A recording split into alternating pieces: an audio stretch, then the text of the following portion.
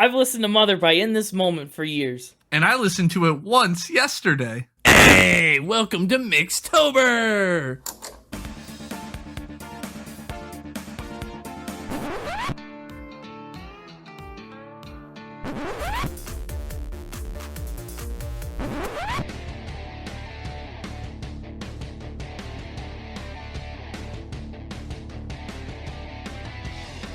Hey everybody, and welcome back to Spin It, the Record Ranking podcast for people who would rather be listening to music. I'm James, that's Connor, and it's still Mixtober. It is, indeed. I really, and actually everybody seemed to really like our last episode about Ice Nine Kills and the Silver Scream. Lots of good feedback about the movies. It's funny, we're usually ahead enough that we're not able to talk about the feedback from the most recent episode in the next episode, but here we are. Well, Mixtober's been a busy month. So, I do have to make a correction, though. One of the movies that I really dogged on was The Crow, and I guess I got it wrong. The Crow is not about a dead guy who turns into a crow. The crow brings him back from the dead. Yeah. You know what wouldn't have happened last episode if you stuck to what you asked for? What? You wouldn't have gotten that wrong because I would have had the I would have had the synopsis. So, you've done it to yourself. Well, you might have gotten it wrong, too. Then it would have been me giving the official Spin It retraction. That's why I looked up everything on my own to protect you. I didn't ask for your protection. You got it anyway. Hey, so this week we're sticking with the same kind of creepy Halloween album theme. Indeed. This time, it's not as heavy metal. It's a little more like... But still heavy. It's still metal. It's still metal. Yeah. It's just not as screamy, maybe. It's not screamo. It's still heavy metal. Yeah. Sometimes more than others. Yes. But the album we're talking about today is Mother by In This Moment. In This Moment is a band that I kind of found out of the blue one day, actually from hearing a track on this album. Interesting. I found them out of the Yeah, and red. I picked it up and ran with it. What? That was a dumb joke. Move on. What did you say? I said interesting because I found them out of the red because you said you found them out of the blue. Oh, yeah, that was... It was a dumb joke. I told you move on, but you insisted, so here we are. I insisted. It's true. Should have heeded my warning. Right. So In This Moment is a band that I frankly didn't know much about when I heard this album. And honestly, never bothered to look into much and still didn't know much about until we started this podcast and planned this episode. So now I know a little bit and I can teach you. And hopefully I do better than I did teaching you about The Crow last week.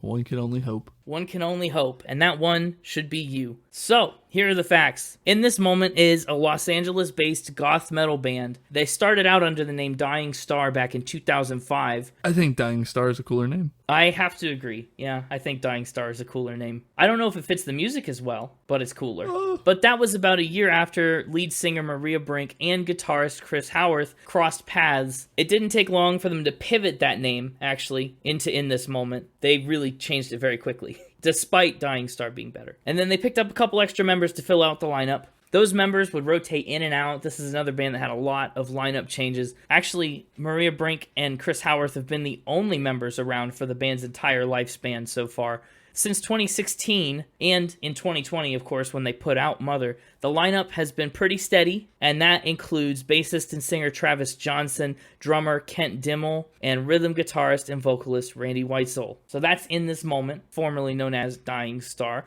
I think their style, honestly, is pretty unique to most of the things we've talked about so far. It's metal, but not in the same kind of way, obviously, that the theatrical Ice Nine Kills was, or that Avenged Sevenfold was, or that any of the other harder rock acts that we've touched has been. Kind of a little more intense in some ways. We gotta dip into it for Halloween, right? They've got this goth imagery kind of going on, and they really lean into that. Their stage shows incorporate a lot of striking and shocking and really immersive imagery. They do a lot of heavy stage makeup, and the music videos also parallel that trend too. Their metal umbrella kind of covers a bunch of appropriate subgenres for them that, you might consider to include industrial metal, metalcore, new metal, screamo, arena rock, and more things like that. They kind of really have this big scope underneath the metal umbrella, right? And they aren't necessarily pigeonholed into one style of metal music necessarily. Under my metal umbrella, Well, that's definitely not a metal song. Under my metal umbrella. I don't know what to do with you. Listen, I'm just listening to your feedback. What was my feedback? That you often complain I don't chime in enough during this section. It feels like it's just you monologuing. It does feel like that sometimes. So here I am. Here I am. There you are. Thank you for your contribution. I'll put that one in my back pocket. In this moment, cites bands like Black Sabbath, Metallica, Judas Priest, Nirvana, Iron Maiden, Pantera, Motley Crue, and more as pretty major influences on their sound and style and attitude. Queen Elizabeth I, Mother Nature. These are other people that the Mixtaper says he saw were cited as inspiration. Oh, okay. I was kind of on a band track, and then you went and took it in a different direction with Queen Elizabeth I. Okay. I mean, maybe she inspired their music. She seems more like an inspirer of the attitude. Yeah, probably, but... But you're right, actually. I mean, as far as Earth goes and Mother Nature, this album draws a lot of inspiration from nature and natural themes, which is interesting, because sometimes that gets lost as you listen to it. We'll get there. So they started out way back in the day, 2005, they started out like a lot of bands do. They built up a local fan base. They put in all kinds of work to be discoverable and get the word out. And then one day, all that paid off when their MySpace page caught the attention of Ozzy Osbourne's bass player, who took on the role as the band's manager. Nice. They hopped on board the crazy train. Best train to be on. Seems like it. After that, they subsequently signed a pretty comprehensive record contract with Century Media Records, which is a part of Sony nowadays. They put out their first official album in 2007, and they started touring and playing festivals, appearing alongside acts like Rob Zombie, who we've recently discussed, Megadeth, Ozzy Osbourne, of course, and many more. Believe it or not, they actually even appeared on the very same 2009 Warped Tour that Ice Nine Kills was a part of. And actually, Dance Gavin Dance and Anthony Green's Sousin were also on the lineup that year. It's just that Anthony Green wasn't with the band at that time. Anyway, my point is that Warped Tour was a big Spin It year. 2009, lots of Spin It alternative artists on the Vans Warped Tour. They did it all for us. They knew. Yeah, they knew. They knew we'd be coming along. They said, wow, in 13 years, the Spin It audience is really going to get a kick out of this. Do you have Squirrel held hostage next to you right now? Well, because I knew how many years it's been since 2009. Yeah, you nailed that one. No hesitation. I can only assume you cheated. No, the squirrels work for us. The math department works for us. I don't have to hold them hostage. Pretty certain they're off the clock right now. The audience doesn't know what time it is. It's true for the audience. It's whatever time they're listening to it. Yeah, it's a Friday morning. We're time travelers in that regard. I mean, kind of, but no. The popularity from all those festivals and touring and stuff, that was enough to send their sophomore album all the way up to number 73 on the Billboard 200. Ooh. That success and that trajectory of growth just continued, and honestly, it kept them going through the next decade, too. As far as awards go, in 2013 and 2015, Loudwire called Maria Brink the, quote, rock goddess of the year, and in this moment also picked up a hard rock artist of the year nomination in 2017, and they were nominated for 2 Alternative Press Music Awards in 2017 for Best Hard Rock Artist and Best Live Band. And most recently, they picked up a 2021 Grammy nomination for Best Metal Performance for the song The In-Between. We will discuss momentarily. Interesting. Yeah. Could be interesting. This week, we're talking about Mother. It's In This Moment's 7th studio album, and it came out just 2.5 years ago, late March 2020. The band actually worked on this album for 2 years. They teased that it was in the works as early as 2018, and to promote the album, they went on tour with Disturbed in 2019. Nice. That's a band I know because you introduced me to Disturbed. Oh, did I really? Absolutely. Yeah, you said you need to listen to Disturbed, and I put them on the Albums of the Month list. Really? Right around the time I listened to this, I think. I didn't realize I'd introduced you to them. Yeah, you did. Congratulations. But that point is when they teased a handful of singles. In 2018, they started to tease singles from this album and, test them out on tour. Their post-release tour was slated to be even bigger. They were going to go out with Raven Black, Dead, and Black Veil Brides, but of course, as this album came out in late March 2020, that tour did not get to happen. COVID kind of shut that down. And Mother actually features the contributions of 5 additional musicians and 7 producers. Took a lot of people to get this album done. It actually ended up being a pretty successful project. Mother peaked at number 2 on the US hard rock and rock album charts, and it broke the top 100 on various charts in 8 different countries. It ended the year in the 48th spot on the US top hard rock album charts too. So, it's the charter. a pretty standout hard rock album, honestly, from its time period and its sphere of influence. So that's fun. That is fun. You know what else is fun? I think I know where you're going with this, and I think I have plenty of examples on record of it not being fun. Oh, I know, right? Downhill sledding can be dangerous, but it can be a lot of fun too. And I have plenty of examples on record. Please give us one. Insert record now. You don't have a bad downhill sledding story? Well, I was just, that was a note to the editing department to insert one of my mini records that exists of it. Okay. Insert it here. They're all documented. All your sledding incidents. Well, that's unfortunate. I'm sorry you've had such bad luck with it. All right, so this bit really went sideways. I feel like I set up a nice little transition. It would have been fun to talk about, and you really just derailed us with sledding. Well, I was planning to go sledding from the beginning, but then you derailed me by doing the whole plenty of examples of it going poorly thing. Why the heck were you going to go sledding? Because it's fun. But you're right. On a much more real note, Factor Spin is a lot of fun. Yeah. And it is time to play some Factor Spin. How did you do last week? I don't remember. It's been so long. It's been a week. Last week I did not do well. Last week, for the second week in a row, I went 1-3. Oof. I got one right, and then I missed 3. Last week was gross. We had some yucky facts last week. Yeah, you're not having a good Mixtober. You're 0 for 2 on Mixtober weeks. Yeah, it's not great. We'll see if this week is any better. We will indeed. Let's get him on out here. Him being the mixtaper? Yeah. That's what I thought. Just checking to make sure. Hey, it's me. Hey, it's you. The Mixtape, Mixtober, week 3. I feel myself becoming more powerful.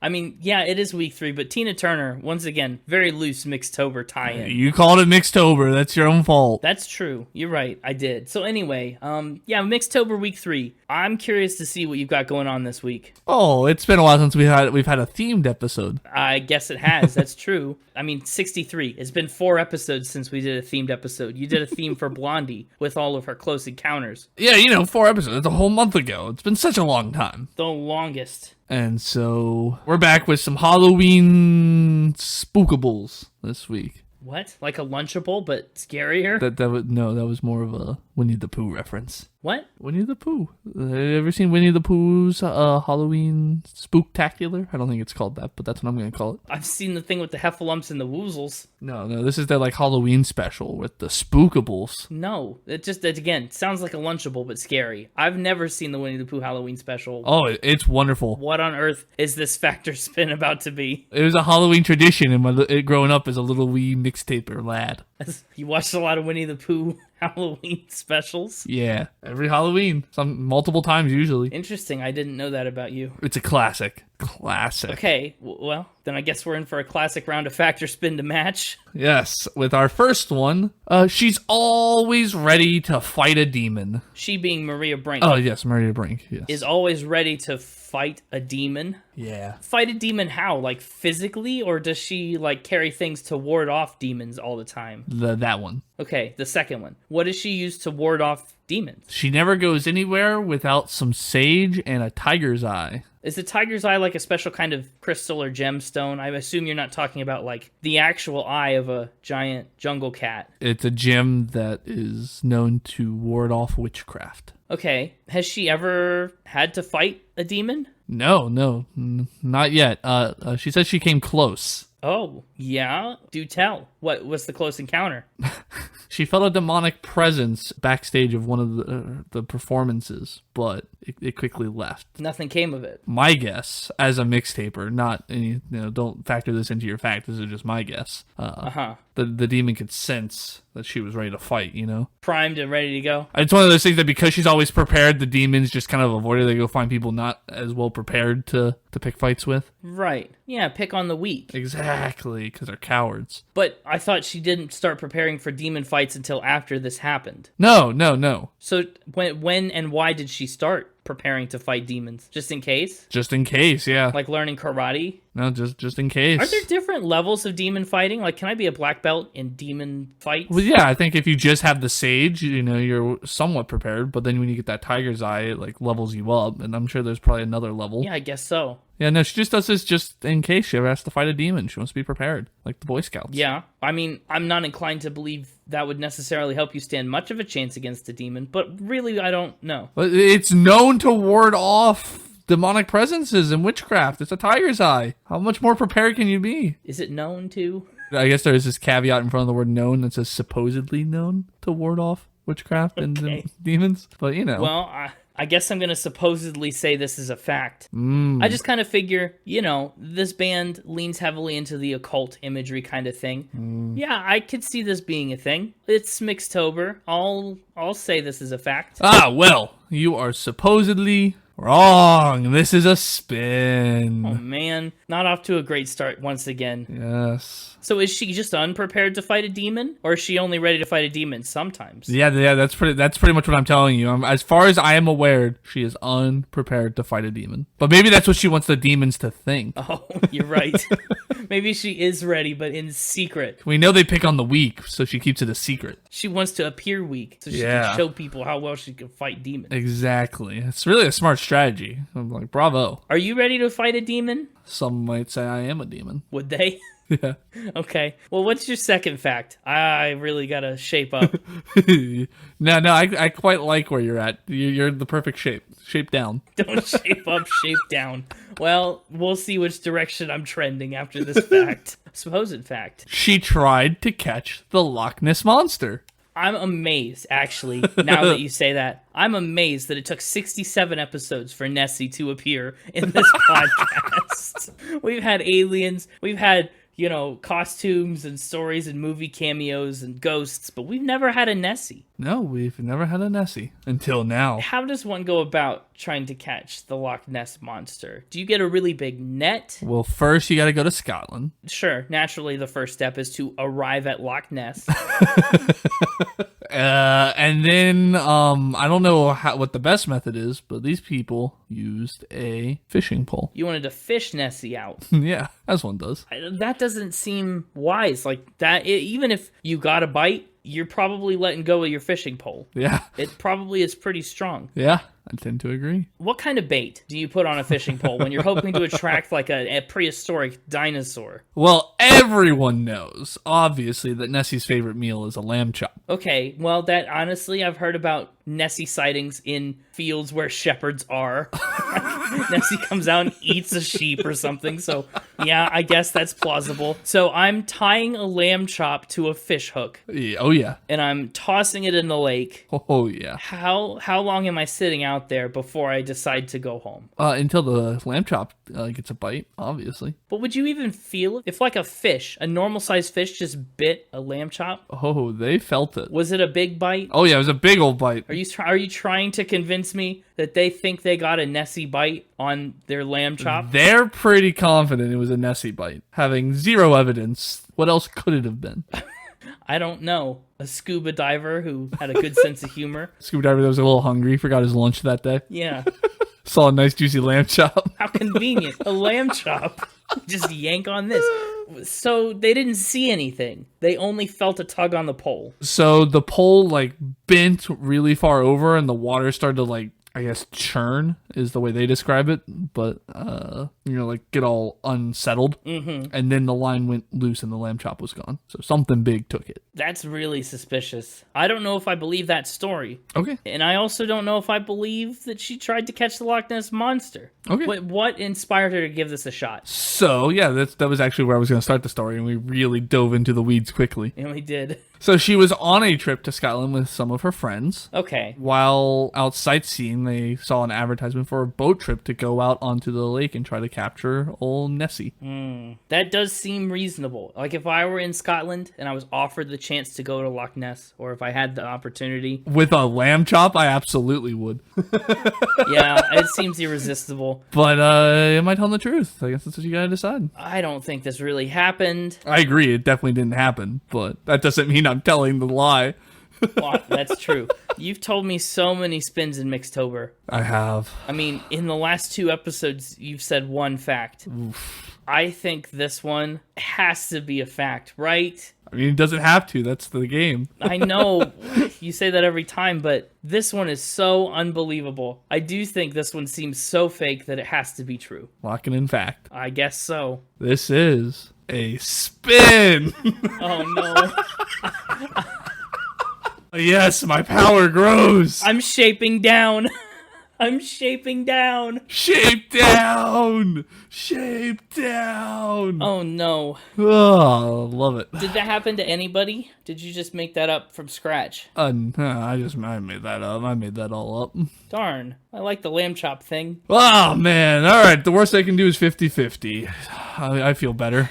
Yeah, I feel worse because in the other episodes this month, I've started with a win and I've been able to like not have as much pressure. This could very realistically be a shutout. It could be. Well, we'll find out. Yeah. With our next supposedly true fact, they met a little green friend. And by they, I mean Brink. Okay, a little green friend from Earth? Who's to say? Well, I don't know. We've had frog armies before. Fair enough. This is supposedly not a little green friend from Earth. Okay, so you're talking like an alien then. That is what they would be called, correct? Well, I just don't know why Phrased it as a little green friend? you phrased it so weirdly. Yeah. You will find out.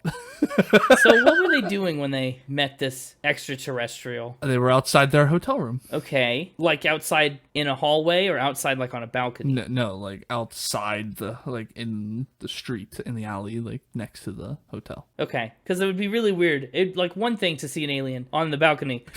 Just you walk outside your hotel room into the hallway, and it's just there. Yeah, he's It's like oh, this is checking into awkward. the room next to you, like trying to do the room key. Yeah, it's like, Hey, can you give me a hand with this? yeah, I can't quite get it. You have to come over and be like, no, slower, and kind of grab their hand and guide it, but then your hands linger, and there's this weird eye contact, and there's this connection that forms, and you just know that you're meant to be together, and then you Well, that sounds like a little more than a little green friend. then you go on wild space adventures together. Right, so it wasn't that, what you just said. No, it wasn't that. No.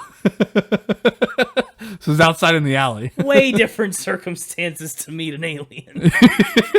Was it walking around? Did it come down from a UFO? Yeah, I mean, I don't know if it came down, but she saw it from its UFO. Oh, okay, so it was just up there. Yeah. Just flying around. So but how did they meet then? Oh, it's just like, when I say met a little green friend, that's me just being more like she saw an alien. Okay.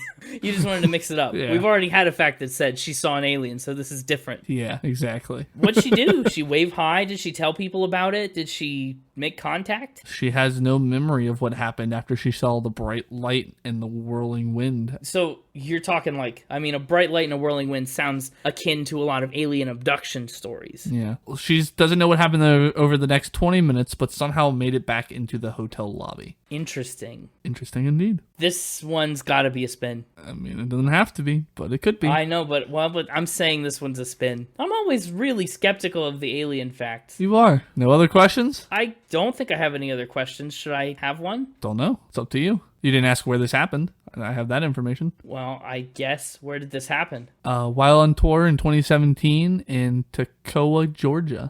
That was the only other information I had. Oh, well, that doesn't seem to change my answer. I think I'm sticking with spin. No, I didn't figure it would. It's just I really wanted to say it since I had it. You know, I hate to leave information unused. Sure. I don't think this is true. This is... How mad would you be if I said fact right now? It would be a little tough to swallow. Well, swallow easy, my friend. This is a spin. Oh, thank goodness. I never know what to think about alien facts because I don't mean to like... Well, what's great about it is they're so subjective because I'm not saying that the alien story itself is true. I'm just saying that they believe it's true. Yeah, it's always a crapshoot because with a band like this, Yeah. I don't know. Like the fighting a demon and the like this is all very like believable, which is kind of one of the reasons that I wanted to pick this band and this album for Mixtober anyway, because we've got a lot of Halloween facts. Yep. Got one more for you, classic 4. Thank goodness it's not a classic shutout. Yeah, unfortunately. Let's see if you can pull back the 50-50. See if I can return to size.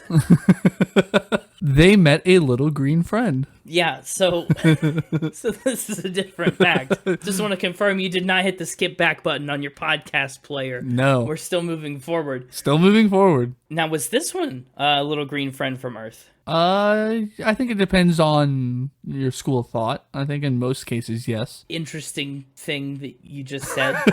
What does that mean? It feels like a yes or no. It depends. I think there's different origin stories. Origin stories?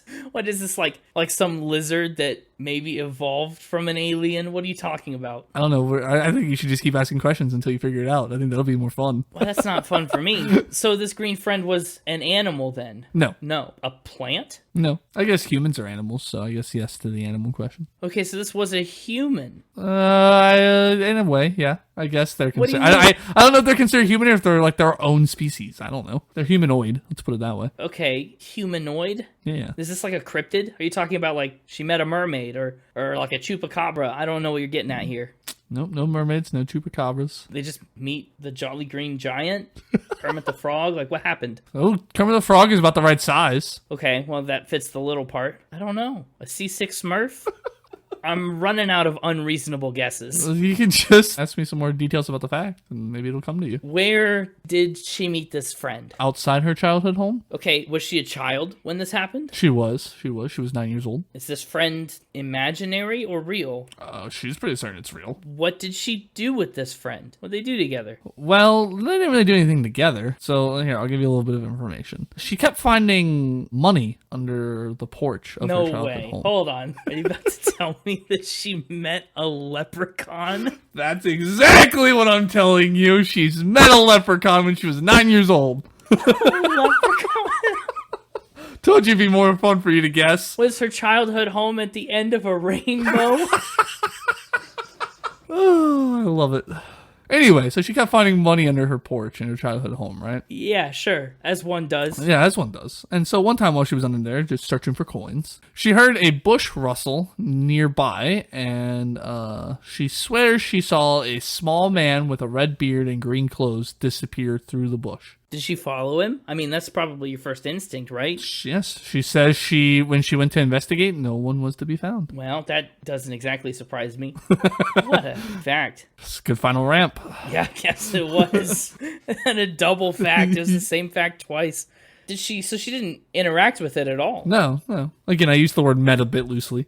And friend. Met and friend. And green. He just was wearing green. Whoa, he's wearing green. I think that one tracks. I mean, wearing green doesn't make me green. Sure it does. It definitely doesn't make you blue. Well, it does if you hate the color green. So, how did this come to light? Did she, go tell her mom, hey, there's a leprechaun under the porch? Did the money keep coming? Did she lose it? What happened? Oh, that's a good question. I don't know. I do not know. Okay, I think you've gone 2 weeks in a row, all spins. I think I got all spins. Neither little green friend is real. Regardless of whether either little green friend was real, I don't think either of these events actually happened. Fair enough. Lock it and spin. Yeah, to return to 50-50 form, hopefully. This is a spin. You got the 50-50. Luck was with me on that leprechaun fact. Well, I knew it was going to be a hard one to get the win on with how ridiculous all of them were, but I couldn't resist. It's Mixtober. I had to go spooky. Well, I don't know if a leprechaun is necessarily... What? That's a whole different holiday you're pulling from. Absolutely. No, you've never seen the horror movie Leprechauns or whatever, where it's like murderous leprechauns? Does that sound like me? No, that's fair. We just did a whole episode on how few movies I've seen. Yeah, that's fair. Yeah, there's a whole horror movie about murderous leprechauns. Interesting. I wondered if you took some inspiration from It's Always Sunny in Philadelphia. Oh, I did not, but yeah. Well, that is, around there. Finally back to 50-50. I feel pretty good about it, even though it went 50-50. I think I had your brain just fried, going, what is happening?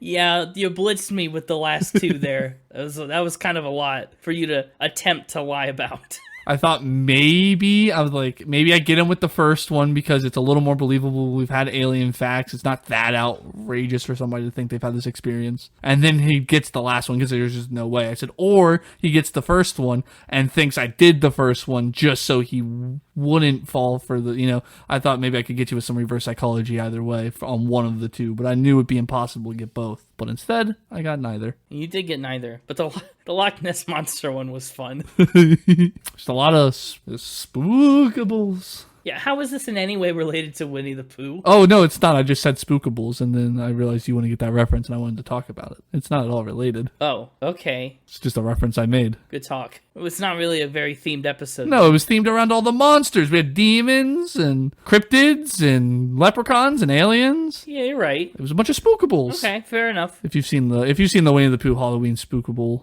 movie? Let me know in the comments. Let me know I'm not alone. I'm a lonely mixtaper. You might be. We will see you next week for the final week of Mixtober. I can't believe it's here already. You can extend it if you don't want it to be over. Well, no, I think Mixvember is probably taking it a little too far. That's kind of my catchphrase. The mixtaper, taking things too far. That's very true. And with that, I'm off to go buy more milk. Yeah! Okay.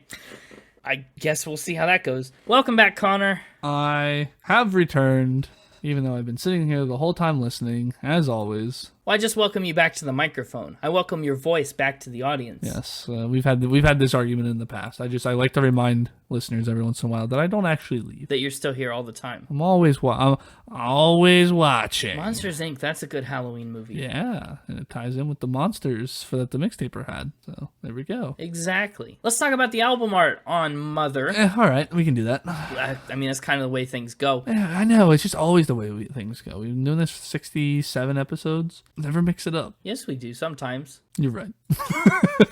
Yeah, I know. Thank you.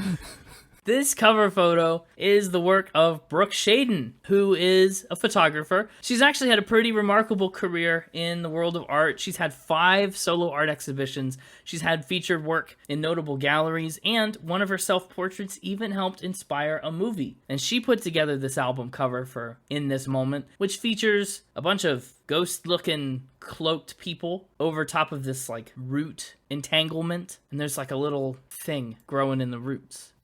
I just want to point out, when you Google spookables, like the first couple links have Winnie the Pooh references in them, so it's definitely a thing. Well, I'm not arguing that the Winnie the Pooh movie is not a thing. How are we back here?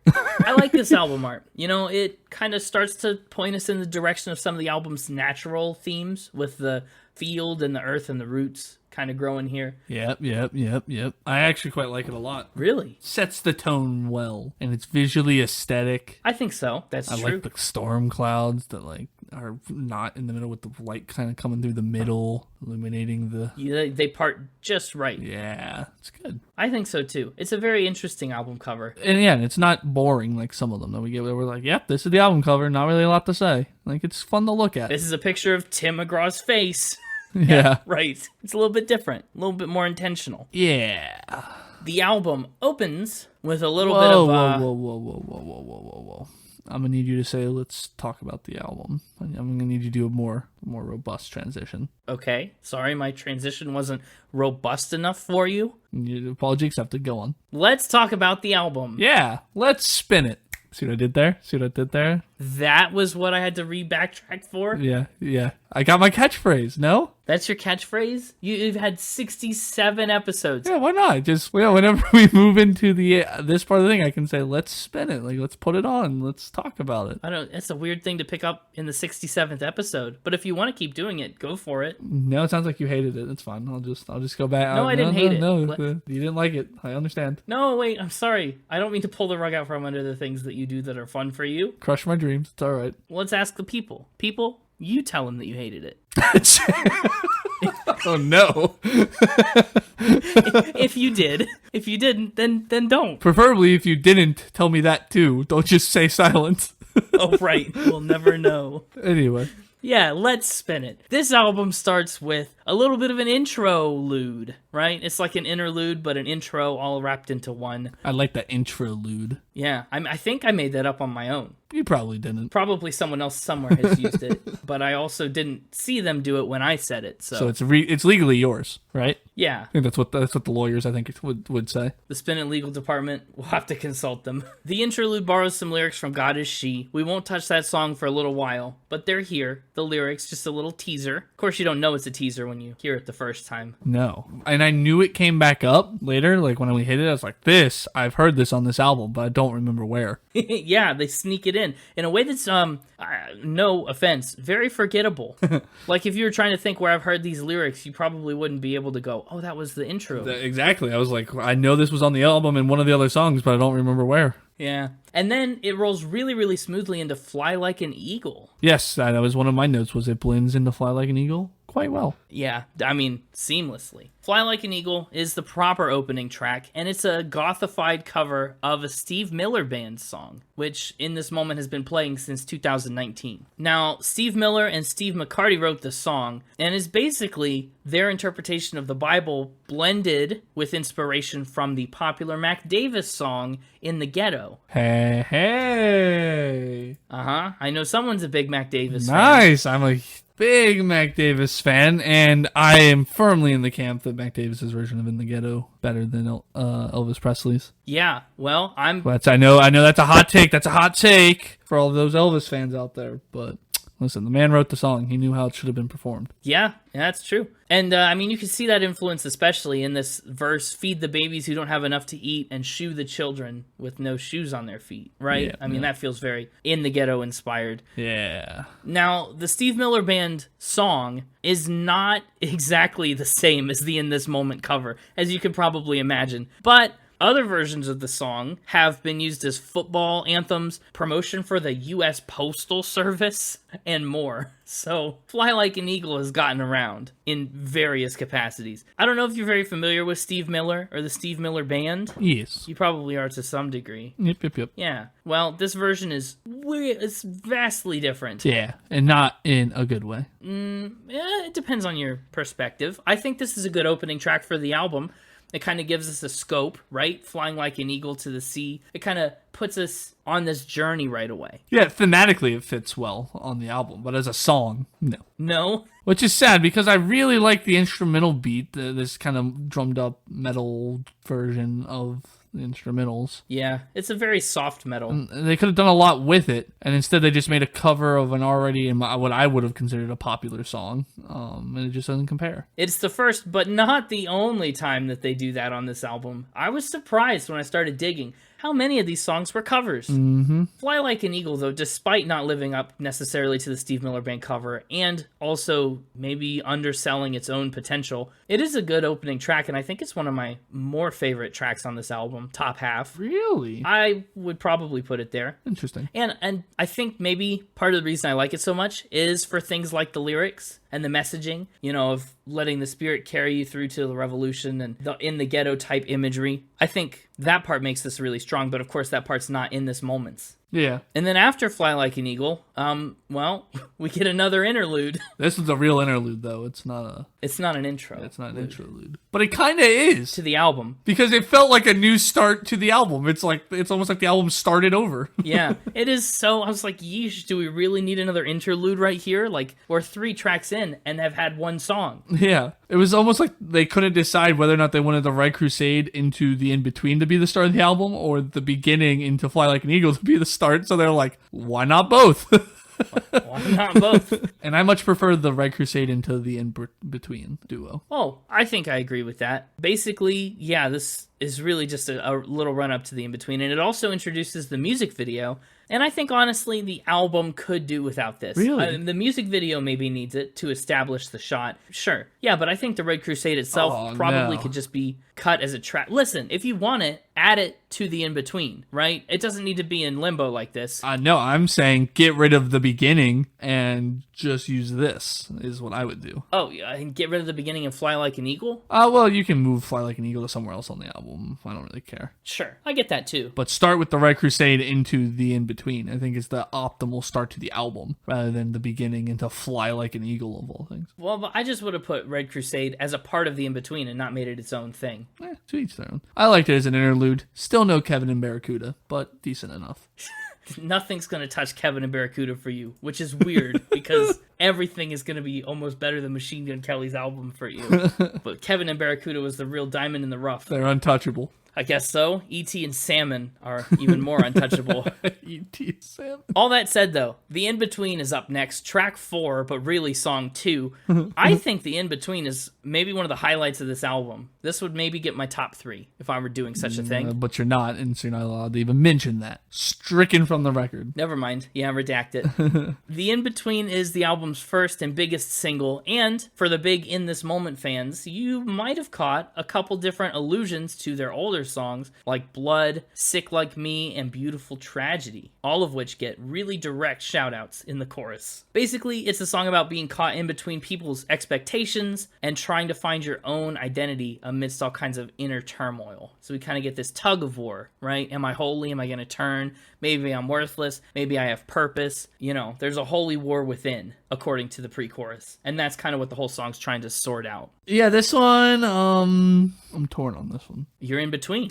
Yeah. I went through the song all the way through the first chorus, and I had mixed emotions. But by the time I made it to the second chorus, I think I had solidified my feelings. Okay. I really enjoyed the lyrics and the instrumentals on this track. They're pretty good. The lyrics are really good. The instrumental's awesome. But it's the way the vocal rhythms and style are delivered that it just isn't my speed. I like the sound of Brink's voice, but when you have that, like, the screaming overlaid on top of it, it didn't do it for me. I'm not a screamo guy. Yeah, that does happen a couple times. Yeah, the entire chorus is when they're like, I'm gonna bring a little hell, but then, like, she's doing it nice and sung like, and then either herself modulated with screaming or the other guy's name doing it is like, it's a faster pace too, so it's like the rhythms don't quite line up, and he's just screaming it, and yeah, it just didn't do it for me. Yeah, I like the verses and I like the idea well enough, and I even like the first part of that chorus. You know, I'm gonna bring a little hell, bring a little heaven.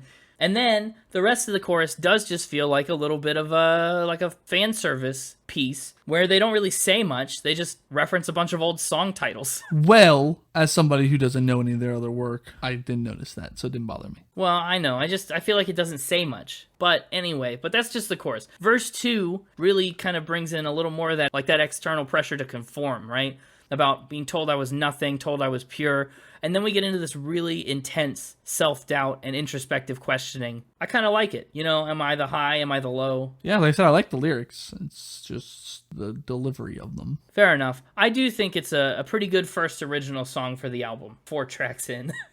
Well, hang on now. Both interludes together equal half a song. Okay, 3.5 tracks in. Yeah. I think the In-Between is all right. The next track on the album is Legacy. Indeed. This is another song that they debuted back in 2019, and it's actually a tribute to Maria Brink's grandfather and other veterans and members of the armed forces. Oh, that's nice. Well, the song itself is a little raw and, you know... I just mean it's a nice a tribute. That's it's a nice gesture. Yeah. It's a nice tribute. Yeah, it is a little, like I said, pretty real. You know, walking till feet bleed and sacrificing everything and creating this legacy. I do like that a lot. Yeah. They said that this song is for their grandfather and their father and brothers who have all passed away.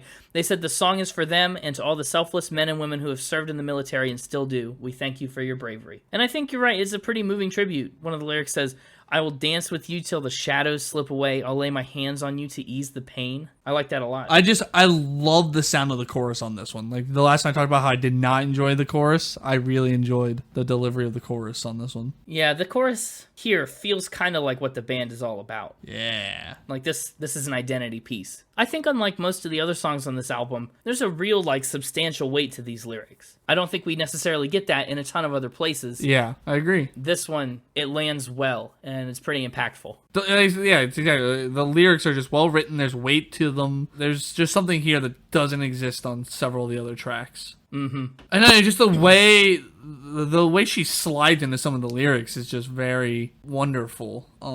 The "we are one, reborn free," Yeah. like she like slides into some of it, and it's good. The delivery's great. Yeah, Great delivery, great delivery. like DiGiorno. No, that's not delivery. Oh. It's DiGiorno. Oh. What do you think about the last chorus? How do we feel about it? So they started off with, because we are one, reborn free, right? Which were you saying? I am you and you are me. I'll sacrifice everything instead of you sacrificed everything. Like, what do we think that's the line, basically? Like, what does that give to the song? I think it gives some interesting stuff. Yeah, it does. Good stuff. I think the pivot like that, I mean, for you to sacrifice everything and create your own legacy is obviously kind of the tribute that this whole song pays. But then at the end to say, I'll sacrifice everything. With kind you. of Like, now, like you did, I will also sacrifice everything so that you are and will always be, like, to keep your memory going, right? Like, that's what that keep your line is. memory. Yeah. I love it. That's what it's getting at. Yeah, I like it a lot too. I had to highlight that moment. Good moment to highlight. And you know what a bad moment to highlight is, maybe? Okay. Track 6. We Will Rock You. That's right. The original song, as we all know, is done by Queen, and it is a stadium rock anthem for the ages. And it may be a hot take, maybe it's not. I think in this moment, their version of We Will Rock You may be the album's biggest misstep. Really? Biggest misstep. You don't think so? Nope. Okay, well, I kind of lean that way. Yes. What don't you like about it? I don't like the energy. It feels way more reined in than the Queen version of We Will Rock You. It's slower. I agree. It's a little less over the top. I agree. Which, I mean, I know Freddie Mercury's going to be hard to compete with. Yeah, you're not going to compete with Freddie Mercury. And secondly, That's what I mean. well, I guess before you go off onto that, one, you're never going to compete with Freddie Mercury. And two, if you're going to try, I think the best move you can make is to just completely change up the style and don't even go for the same thing, you know? Like, It's true. I did wonder how much my antagonism towards this cover actually just comes from how good or irreplaceable the original is. so I think you're having the same reaction to this that I had with Fly Like an Eagle, because I'm a decent fan of Fly Like an Eagle, the original song. So I think, whereas I was kind of like, I don't really care for this, and you were like, I think it's top 3 for me, or I think it's redacted for me. Right, yeah. I think we're having kind of the opposite, or the same response, just on opposite covers. Yeah, you're probably right. Now, this cover features vocal contributions from the leaders of several other metal bands, Lizzie Hale from the band Hailstorm, and the Pretty Reckless's Taylor Momsen. I think they do a great job. Honestly, I think they add a lot to the song and kind of change up the flavor. So it's not just Maria Brink singing the whole time. We get a little extra perspective, a couple different voices in there. So what I really like about it, while we're on that line of thinking, is I really like that each verse goes to a different singer, right? They each take a verse. Mm-hmm. And then the chorus adds that person to it each time. So like the first one's just Maria Brink, and then the first chorus is just Maria Brink. Then verse 2, Lizzie Hale or whatever, takes that verse. So then now Maria Brink and Lizzie Hale together do the chorus. Then Taylor Momsen does their verse, and then they all come in together for the last one. So I really like the layered building. It doesn't really ever build an intensity the way that you would expect the song to do if you're a big fan of Queen's version, but that layered effect builds the intensity naturally, subtly, you know, without having to raise the volume or scream or sing louder. Like, it just naturally builds that sense of like people joining in on the anthem, you know? Mm-hmm. No, it's true, and I do like that. I like the effect that they did, rather than just them all singing it. They did this fun way of singing the song that I quite liked. I was also quite skeptical, but I do think this was the better cover of the two, between Fly Like an Eagle and We Will Rock You. I see. So we're going to have to disagree on that one. Yeah, I do think they have a lot of fun with it, which does kind of ease the blow. But I just don't think it rocks me. When you get right down to it, it doesn't deliver on its one promise. Up next, though, is track 7, the title track, Mother. Title track! Yes, this song is a tribute to Maria Brink's own mothers, and actually, they sing backup vocals on the track. Oh, I saw that when I was like looking at the lyrics and everything. I thought that was cool. I thought that was really cool. It's really cool. Yeah, she says, my one mother plays guitar acoustic all the time, and she's always singing. That's her thing, and she loves it. And then my other mother's very shy and has a beautiful voice, but very quiet and timid. So she said it was a big deal to get them on the track, and I think that's awesome. It's great to feature them like that. And thematically, this song also kind of ties this whole album together. It's kind of the linchpin with its talk of Mother Earth, right? Once again, nature themes, and then also kind of takes a women's empowerment angle that is also a very prevalent theme in a lot of places on this album. This is kind of the place where those two collide. I really like the full chorus sound on the word mother, where like it's like all the voices coming out, mother. Yeah. And the chorus, of course, very catchy. I know, right? The chorus is one of the best on the album. So catchy. Maybe one of the most catchy choruses. Especially on the I'll Give You My Everything, I'll Never Let You Fall. First of all, what a great sentiment. What a great, like, depiction of the idea of motherhood and, like, parenting. It's just to, like, make such a sacrifice. Such a really, like, complete sacrifice. Kind of on the same wavelength as Legacy, right? But to give your everything and never let you fall, and, like, it's kind of that same sentiment, and I like it. Yeah, I agree. Again, their lyrical writing ability so far on the album, quite good. Oh, yeah. I mean, we're not like Billy Joel level or anything, but it's better than a lot. You know, like, I feel like to me, if I scored things the way you did, this would have one of my higher lyrical scores on the albums we've done. They're consistently good. You know, there's nothing necessarily, I mean, we've had a couple things that were like, we've pointed out that were just like really, really good, like the legacy shift in the words and stuff, but there's this sense of consistency about the quality of the lyrics. You know, a lot of albums will have really good songs. It's like, yeah, this was great, and then the rest of the album fell apart. They're decently consistent. I agree with you. This album is remarkably consistent, especially in its tone. Yep. Which we'll get into a little bit later. I have some thoughts about. There is a notable exception to their lyrical writing ability that we will get to later, and I will point it out, but otherwise pretty consistent. Well, yeah, I don't think the album's guilty of this yet, necessarily. Well, a little bit on We Will Rock You. I think this album, I know I'm kind of tilting my hand early here, but it kind of tends to take itself a little too seriously for my taste. Interesting. Yeah, it seems a little indulgent and intense, just for intensity's sake, sometimes. And again, it is consistently that, which, I mean, is pretty good to its credit, you know? But also, I don't know if that's for me, necessarily. No, I agree. I mean, this style in general is not necessarily for me, but I can appreciate it for its ability from a technical standpoint. Oh, yeah, technically, especially production-wise, is very unique and pretty good. So, you know, for all the In This Moment fans out there, when I inevitably score it lower than you want, just remember, technically, love it. It's just not my style, and that unfortunately factors heavily into my score. Everything factors into your score. I think we're going through a really strong stretch of the album, honestly. I mean, I agree. Excluding the false start with Fly Like an Eagle and excluding We Will Rock You, I really like the in-between Legacy, Mother, and I really like the next track too, As Above, So Below. Yeah, it's second most popular song on the album.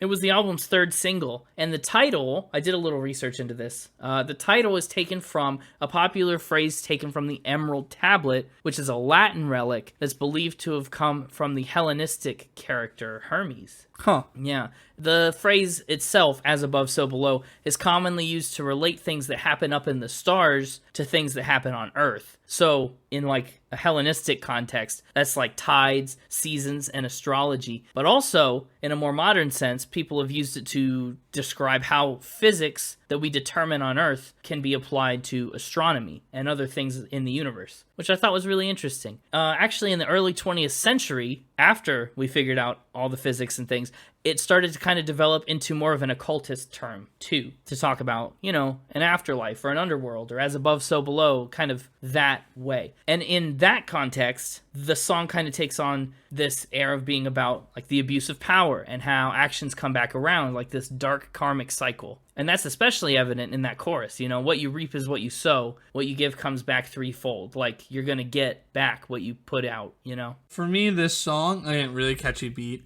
I actually like the kind of vocal distortion overlay thing that they do on this one. Yeah. It's a hit for me. And the kind of long, drawn-out vocal rhythms that they do on the chorus is good too. Is as above, so below. You know, they kind of stretch out some of the words, and I like it. Very true. I like it a lot too. I also have to point out, and I didn't mention it even though I noticed it earlier on in the album, the drums on this album are very, very good, especially on this song. Yes, I haven't really delved into the specifics of the instrumentals. I've just been saying they're good, but the drums are carrying a big, heavy load there. Yeah, especially as the words get drawn out. The drums and the power chords, everything, push the song forward really well. I like this song, I liked the chorus, and I honestly didn't think I had any problems with it until I listened to it a couple times before this episode, and that was the point that I realized this song goes on a little too long. Really? I think that chorus happens one or two too many times. And actually, maybe part of my problem with it is we go through this, you know, refrain, right? As above, as above, where it's kind of just screamy and distorted. And I don't know, it feels some kind of way. But then when we go back into that last chorus, I don't think it peaks enough. I have kind of a you problem where I don't think it hits big enough. Really? Yeah.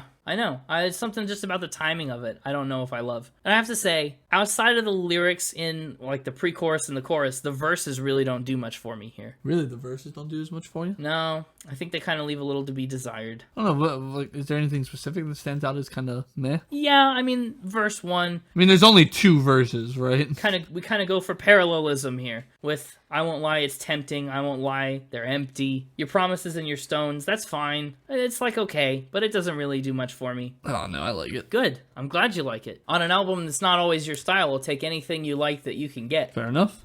Unfortunately, you will not be getting anything on the next song. Born in Flames was not a hit for you? Yeah, no, it wasn't. So I said on the last one I was kind of a fan of the vocal distortion. Not on this one. Doesn't do it for me here. I mean, that's honestly understandable. And I know it doesn't do it for me here because when they get to chorus 2, when they strip it away and she's just singing normally, a million times better. In fact, the entire second half of the song from chorus 2 on, they strip it away. And it almost is enough to save the song and give it a honorable mention, but it doesn't quite get there. Wow. So what I think about this song, I mean, it leans heavily into, like we talked about, they're under the metal umbrella. This song leans very heavy into like an electronica kind of metal. Very, I don't know, like not techno metal, but definitely synth driven kind of metal with arpeggiators and like all kinds of things happening in the background with synth sounds. And that's a thing that I've never actually been able to get into much. Interesting. Yeah, well, there's a couple of bands that I've listened to that do that, and a couple of albums by bands that don't usually do that, where they've tried that, and I just can't get into it as much. Born in Flames really echoes that, and honestly, it just doesn't move a lot. I think Born in Flames is a little bit of a boring song. I agree. Well, I don't know about boring, because like I said, the first half kills it for me. The second half, I enjoyed quite a lot, and it almost saved the song, but... I think it's just tough to put this song after a song that kicks as hard as Above, So Below. It's okay. Born in Flames is one of those songs that's kind of just here. And honestly, so I talked about just a second ago how much I think we're on a strong stretch of the album with the first couple tracks all the way through track 8, honestly, with few exceptions. The back half of the album is a little harder for me to get into. I agree. And I mean, that starts with Born in Flames. I'm glad we're on the same page. Oh, yeah. I think we will be for the rest of this. Up next, track number 10, double digits, God Is She. This is the one, remember, that the intro interpolates. Yes, and I couldn't remember it. You can remember it now. I think this song is a little bit of an exemption from the weaker back half. I know I just mentioned it and then said this one doesn't count, but this one doesn't count. It's a very self-aggrandizing song talking about her power as an individual and the influence that she has over people. And it's a lot of like buzzwords. It kind of reminded me a little bit of the Silver Scream, just in the way that it's very theatrical, very exaggerated, you know? Yeah. For me, this song was going to live or die by its chorus hit. Well, that's a good thing for you to focus on then, because I think this song does that pretty well. I disagree. Really? You don't like Watch As I Set Fire to Everything? No, it doesn't hit the way I want it to based on what... The verse, it has this very bumpy verse where it's kind of... It's I am God, and it's very... It's very repeated, you know? It's a kind of a pattern to the...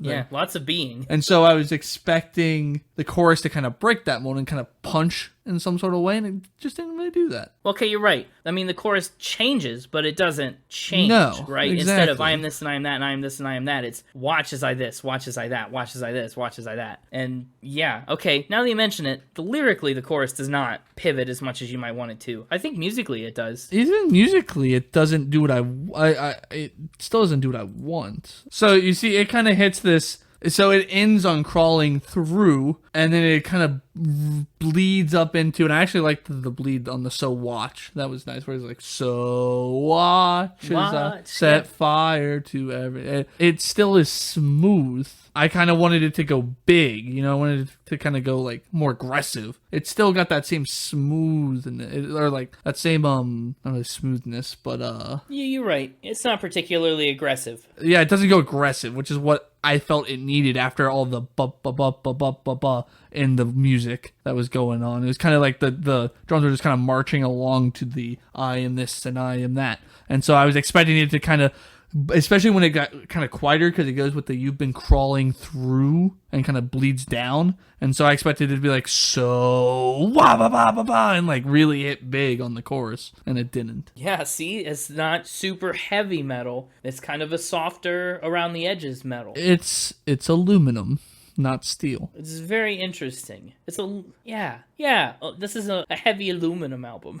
That actually makes a lot of sense to me, even though it's kind of mostly, you said it kind of like a joke, but also I think that's a great way to describe this. Like a lot of my jokes, there's a little nugget of truth in there. Yeah. To that point, though, the same way that this song goes, I am this and I am that and I am this and I am that, lots of being. Holy Man, the next track, takes a similar lyric approach. Show me this, show me that is a lot of showing instead of being, but it's the same kind of element behind it. Which, and honestly, for me, in Holy Man, it lands about the same as in God Is She. It lands the same, but in like a flip of the script. The things was traded places, but the score came out the same.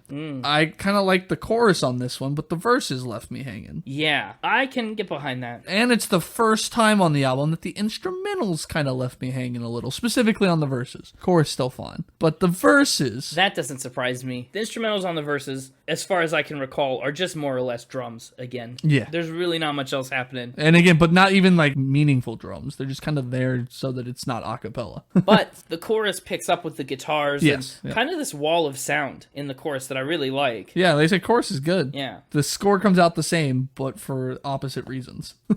And then we run into that same problem that we've seen so many times before, where 4 of the lyrics in the chorus are just the same, show me a savior. Yeah. Where it could do so much more lyrical legwork, Yeah. and it just doesn't. We really are about to listen. One more track, and I'm about to hit it hard for repetitivity. Oh. This was like the harbinger of it, you know? Yeah, good word, good word. It was indicative of a problem that was right around the corner, you know? Yes. Oh, yeah. Well, we'll get there in a bit. I like this song okay enough. It's all right. It's all right. Born in Flames was the start of the snoozers. God Is She lifted us up out of it. Holy Man is really lowering us back down into it. Up next is Hunting Grounds, featuring Joe Cotella of the band Dead. D-E-D, Dead. Yes, and they just waste all of his potential. Wow. First of all, did you know that he's Maria's partner? I did. And by I mean the mixtaper told me. Oh, okay. Well, he spoiled everything. Yeah, he tried to see if there's anything he could do with that. Yeah. Well, first of all, I love his voice. He reminds me of the lead singer of another, former band that I really like. So, I like the way his voice sounds, and honestly, I like the way that they blend together. I love the way his voice sounds. I love the way they blend together. So what do you mean by they wasted all of his parts? They wasted the potential. First note was, unexpected male vocal. I like. And then, no, they're wasting it. Because they just repeat one another. Well, They just sing the same thing back and forth. We know one of us is going down, so I say we do this anyway. Then the other one comes in. We know one of us is going down, so I say we do this anyway. yeah. You know? No, yeah. You know, on the chorus, down in the darkness beneath the light, meet on the hunting grounds down. Down in the shadows, become the night, meet on the hunting grounds down. It's just very similar, repetitive lyrics, and just back and Right. forth. One says it, then the other one says it. One says it, then the other one says it. I was like, no, what are you doing? There's a few moments on the pre-chorus.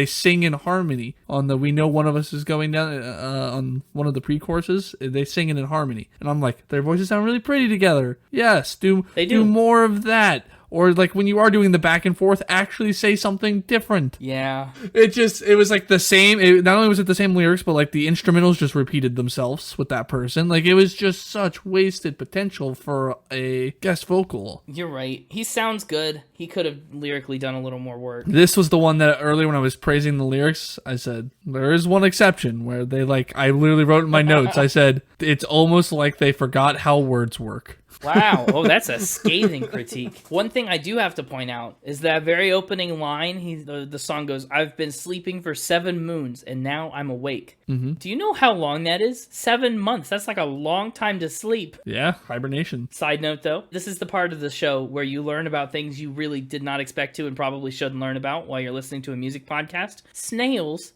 can sometimes sleep for up to 3 years.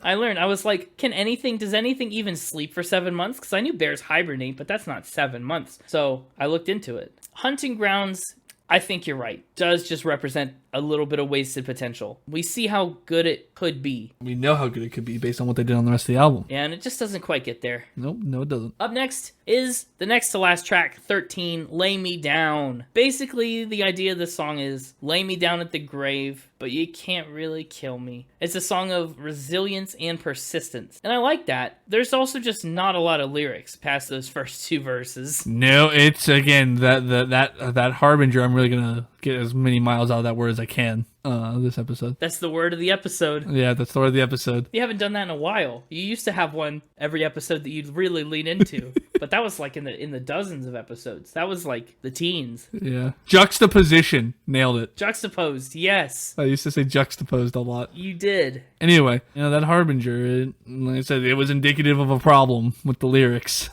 Lay me down. Lay me down, lay me down, lay me down, lay me down. You'll never lay me down. You'll never lay me down. Couple of repeats here. It's another song that just doesn't really get anything done for me. Yeah, I agree, mainly because of the lyrics. I said they're really struggling on this back half, but the instrumentals still going pretty strong. Absolutely. And again, the feel is so consistent. Yeah. Even, Lay Me Down has the exact same feel to it as a song as like Mother. They have the same attitude, the same tone. Same attitude, yeah. They're not the same quality. Yeah. But they absolutely are very consistent across this entire album. I'll agree. Good. But since neither one of us were too jazzed about that one, I say we hit it on down to the final track. Into Dust. Once again, we pull back some lyrics from God Is She. Yep. Because we just can't get enough of that song. This song is actually, except for that interpolation of God Is She, it's a cover of a song by Mazzy Star, and it pulls in a few more references to other songs from the album. Like I said, there's a couple other ones in there. It's a short one lyrically, only 3 verses, but it goes on and on to be the longest song on the record. It's 6 minutes and 41 seconds. It's all that piano. I really like the soft piano, though. I do too. Like, it fills a lot of time, but I enjoyed it. And they've somehow done this thing where, like, there's not really much soft piano with no, like, the drums are, like, non-existent half the time. Yeah. It's like, this is completely different from an instrumental standpoint, but yet, like you said, like you were talking, it's still consistent with the tone, I feel like. Oh, yeah. Like, I feel like it still somehow captures the tone and the mood of the rest of the album, even though it does something completely different with the instrumentals, which I think is probably pretty hard to do. Yeah. Well, it certainly doesn't feel out of place on this album in the slightest. My other note for this one was that thematically, as the close of the album, I enjoyed it, but as the song itself, it's hard to get jazzed about just because it's so soft and so lyrically sparse. Yeah, well, what's interesting about it is, despite being the longest song, it almost functions as a third kind of interlude, because it lulls us out of the album. The outrolude. Yeah, the outrolude. We had an introlude, an interlude, and an outrolude. Oh, that's all the ludes. That's all the ludes. I want one of my units to be ludes, but that just sounds bad. Can't do that. Ludes. Apparently ludes, spelled that way, are synthetic barbiturate-like drugs that depress the central nervous system. Is your central nervous system depressed? You might have ludes. After listening to this album? It's like a PSA commercial. Like, if your central nervous system is depressed, you might have ludes and be eligible for compensation. I think Into Dust is a pretty appropriate way to end the album, honestly. It kind of feels like a good thematic closer. Oh, yeah, because quaaludes or quaaludes, or however that's pronounced. I've heard that term. Sorry, I'm still on ludes over here. Still on ludes, yeah. You know how we should end this episode? With Final Spin. Would this be a better place to say, let's spin it? Oh. Maybe this is where I should use my catchphrase. Well, but that's kind of always why we called it Final Spin. Yeah, but then like that can now be like the segment, like, let's spin it. That can be like when you're like, let's move on. And instead of me just being like, sure, I can be like, let's spin it. Okay, well, you could workshop it here too. Put it in different places. See what people respond to the most. Yeah. I like that. Whatever floats your boat. Water. Whatever cures your ludes. Whatever underpresses them. Whatever sizes up your ludes. Sizes. Listen, I got sized up ludes, all right?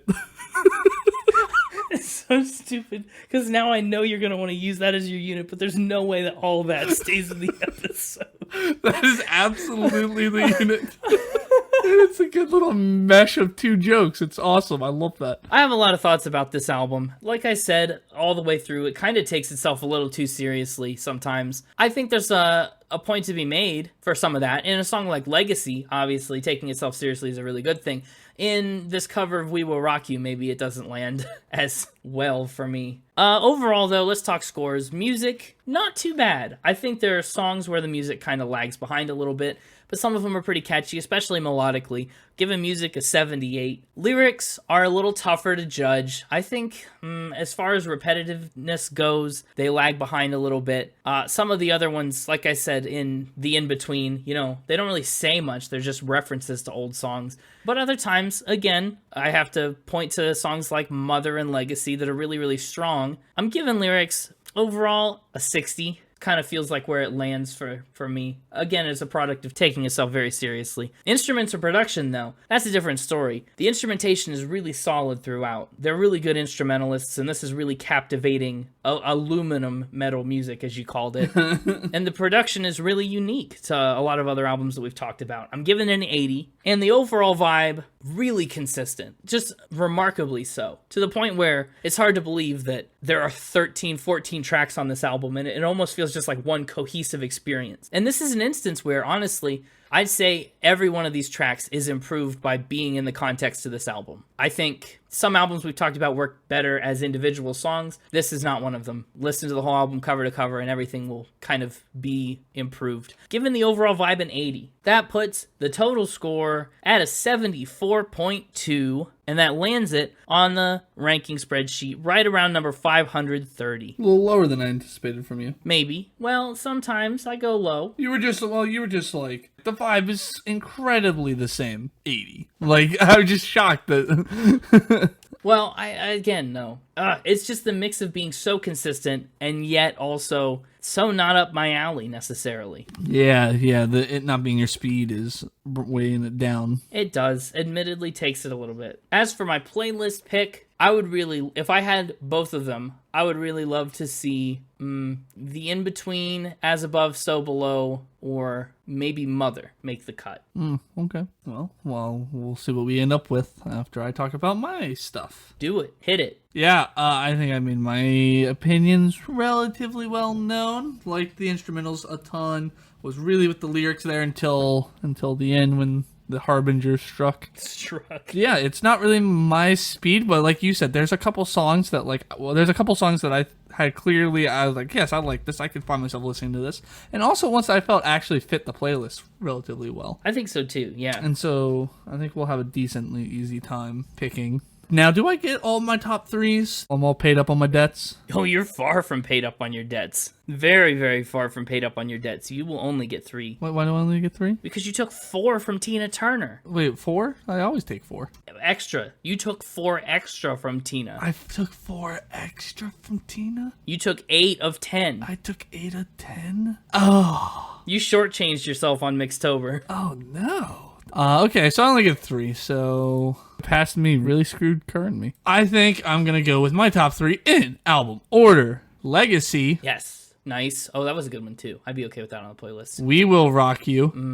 I know. And Mother. 3 in a row. Woo, you went in a row. And I know it's redacted, but the honorable mention was also in that row. So, on either side of it. So it's like playing a game of Battleship. Yes. We have to guess whether you liked As Above, So Below, or the in-between. We will never know. We will never know. It's redacted. Yikes. Well... For me, if I had my 2 picks, I would take Mother and Legacy, I think. I'd be fine with either of those, so pick away.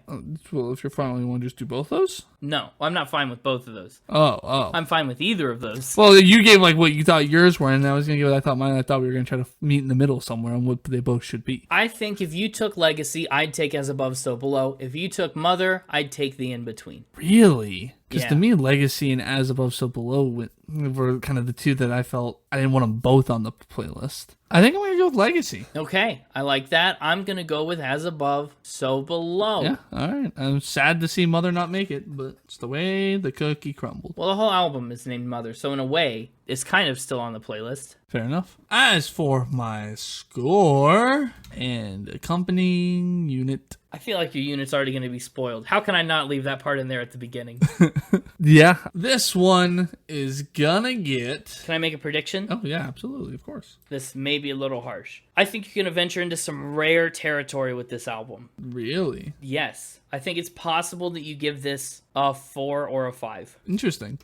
Well, that's my prediction. Anyway, sorry to break the flow there. I just had to make my guess. Well, looks like you're sizing back down because that guess was not right. This one is getting a score of a 7 out of 10. Wow. That's surprisingly high. Yeah, going in at the bottom of the 7s. Very bottom of the 7s. Okay, below Hank Williams. But I felt it deserved a 7. What got you there? Above Aerosmith and Rascal Flatts and Well, as we talked about on the Rascal Flatts episodes, that one shockingly not as good as it should have been. I know. Aerosmith, I debated putting it top of the 6s, still above Aerosmith, but sticking it in the 6s. But I don't know. I think it earned a 7. Interesting. For you, it wasn't your style of music, but the vibe was so consistent, right? Is kind of what you did. But the vibe still only got an 80 because it wasn't your kind of music. For me, the vibe being so consistent helped it. For me, the instrumentals, huge part of my score, right? Got to have good music going behind it with the instrumentals. And those were remarkably consistent with the drums and the guitar and everything like that.